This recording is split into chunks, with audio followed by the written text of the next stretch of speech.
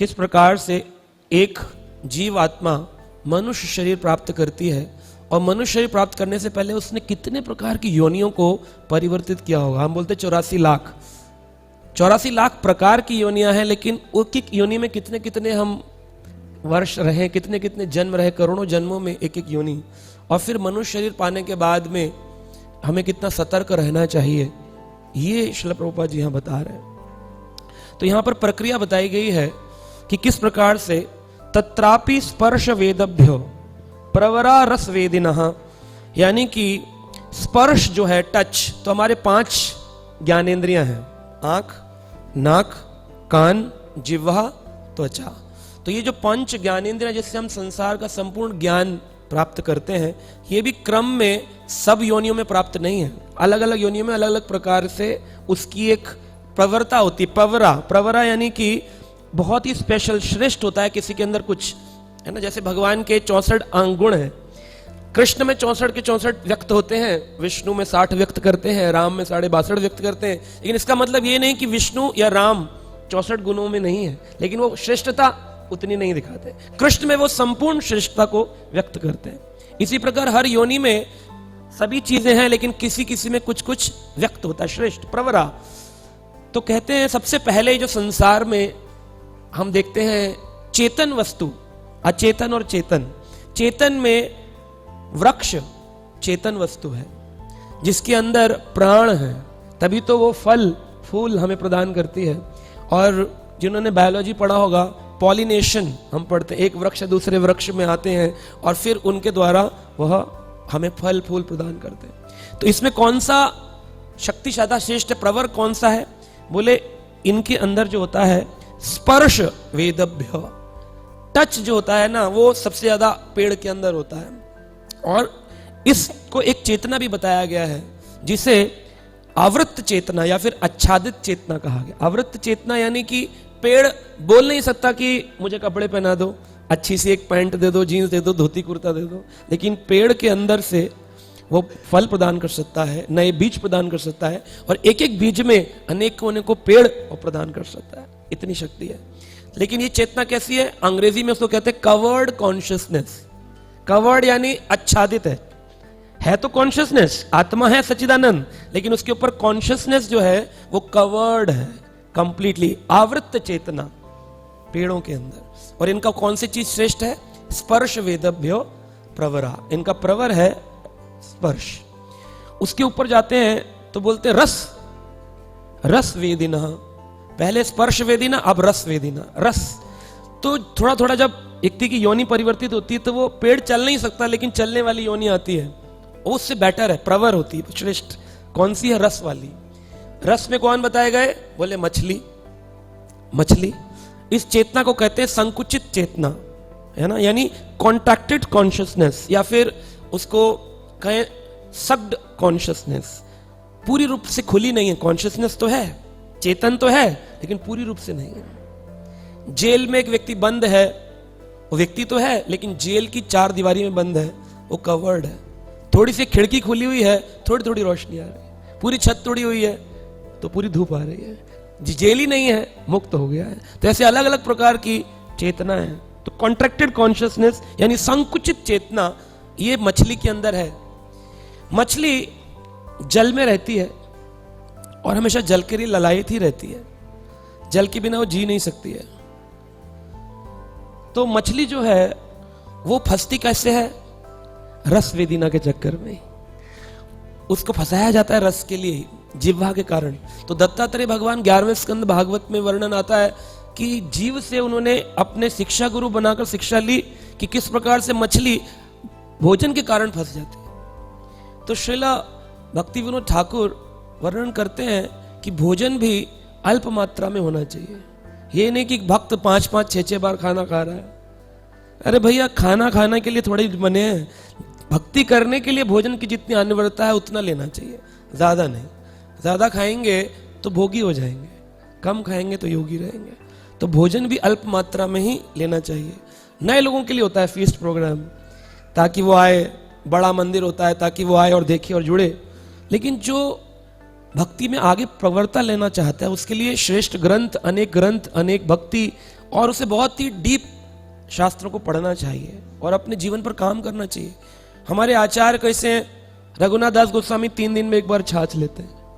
अगर कोई भक्त मना कर दे कि मैं नहीं खाऊंगा, तो दूसरा भक्त उसको क्रिटिसाइज कर देगा, ओ बड़े रघुनाथ गोस्वामी बन रहे हो। तो व्यक्ति प्रयास भी नहीं कर सकता। तो संग भी कैसा करें, बोले संग वैसा करो जो संग आपको आपके विशेष कार्यों में चलने के लिए मदद करे, प्रेरणा दे, है ना।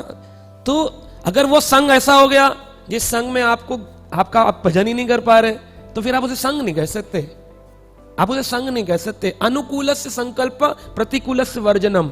अगर कोई भी चीज, कोई भी व्यक्ति हो, अगर वो भक्त रूप में भी हो और वो आपको भजन करने में प्रेरणा नहीं दे रहा है, तो आपको उस व्यक्ति के साथ जुड़ना चाहिए जो आपको भक्ति भजन करने में प्रेरणा दे रहा है ना। क्योंकि बड़ा मुश्किल है, हम स्वाद में अगर मछली फंस जाती तो इंसान के लिए क्या बोला, जिह्वा से ही तो है, बाहिर्मुखी हो जाती है जिह्वा। जड़ेंद्रिया कायल, भक्ति विनोद ठाकुर ने लिखा, हम रोज बोलते हैं, इस पूरे के पूरे काल में फंसाने वाली क्या है, जड़ेंद्रिया ताहे काल। और उस काल के अंदर कौन फंसा था, तार मध्य जीवाती लोभ हमें सुदुर्मति, यही जिह्वा तो है। तो प्रसाद को प्रसाद की भावना से अल्प मात्रा में प्रयास करना चाहिए। ये नहीं कि पहले दिन ही, स्लोली ग्रेजुअली धीरे धीरे धीरे धीरे उसको रिड्यूस करना चाहिए, और जितना हो सके उसको शरीर चलाने के लिए उतना लेना चाहिए। फिश के बाद उन्होंने बताया चेतना आती है, मछली के बाद सुगंध, तेभ्यो गंध विधो, गंध विधा, सुगंध। तो सुगंध से कौन आकर्षित होते हैं, बोले अगली योनि आती है मधुमक्खियां, जो कि पुष्प की सुगंध से अलग अलग जगह से रस लेकर और शहद बनाती है। और वो शहद ऐसा बनाती है, दत्तात्रेय भगवान कहते हैं मैंने मधुमक्खी से सीखा कि हर जगह से कुछ कुछ गुण लेकर के उसको एक जगह एकत्रित करो, नोट्स बनाने चाहिए।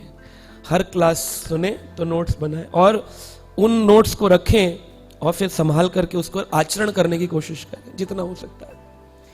और मधुहा, संसारी लोग कैसे होते हैं, धन एकत्रित करते हैं, लेकिन एक जगह आकर मधुहा वो आता है जो मधु चुराने वाला व्यक्ति होता है, वो सारा का सारा धन लेकर चला जाता है। सारा मधुमक्खी को कभी अपना मधु खाने को नहीं मिला, कभी हनी बी ने अपना हनी नहीं खाया, और लोग खाते हैं। तो हम लोग सोचते हैं कि हम बहुत कुछ कर लेंगे अपने लिए, तो अपने लिए कुछ कर ही नहीं सकते, हमारा कोई और छीन कर ले जाएगा। जितना आपके नसीब में लिखा है उतना ही आपको मिलने वाला है, न ज्यादा न कम। ज्यादा कोशिश करेंगे, एक्स्ट्रा एंडेवर्स, वो कहां ले जाते हैं, और लोग छीन कर ले जाएंगे। तो ये जो चेतना है, मधुमक्खी से ऊपर चेतना आई। फिर उन्होंने कहा श्रेष्ठ तथा शब्द विदो, शब्द यानी वर्ड्स, हियरिंग, श्रवण। तो सांप जो होता है वो श्रवण से चलता है। हम लोग देखते हैं कि बीन बजा रहे हैं, तो बीन देख करके सांप को सुनाई दे रहा है और वो चल रहा है, लेकिन वो उस समय दृष्टि से चल रहा होता है बीन की। लेकिन रात्रि में जब वो चलता है तो उसको मेढक की ध्वनि सुनाई देती है, और मेढक जानबूझकर बोलता है टर्र, मैं यहां हूं, बता भी देता है, और जाकर के सर्प उसको भक्षण कर लेता है। श्रील प्रभुपाद जी एक एनोलॉजी देते थे कि एक बार एक मेढक था, गाय जा रही थी, उसकी मृत्यु निश्चित थी, लेकिन गाय ने गोबर कर दिया और मेढक उस गोबर के नीचे दब गया। अब सांप वहां से जा रहा था, उसको दिखाई नहीं देगा और वो चुप भी रह सकता था, लेकिन उसने अंदर बैठे बैठे क्या कहा, टर्र। तो सांप को पता चल गया अंदर कुछ है, और उसने पकड़ लिया, उसको भक्षण कर लिया। तो ये जो है ना, संसार में बहुत मुश्किल है कि हम अपनी जो श्रवण इंद्रियां हैं, इससे जितना अधिक श्रवण करेंगे।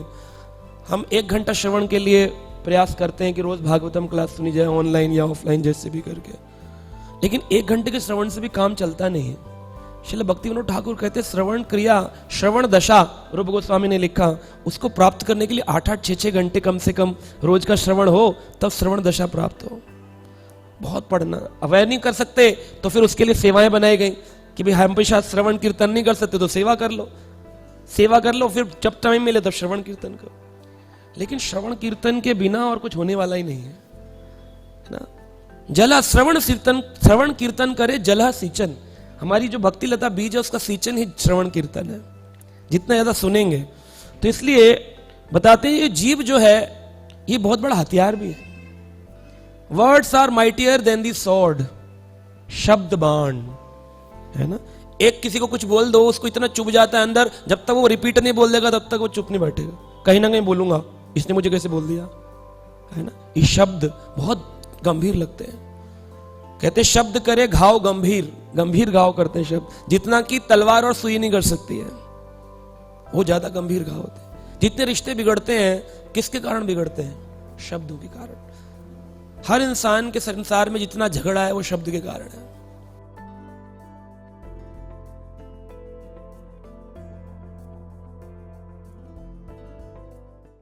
Subscribe now and press the bell icon. Never miss an update.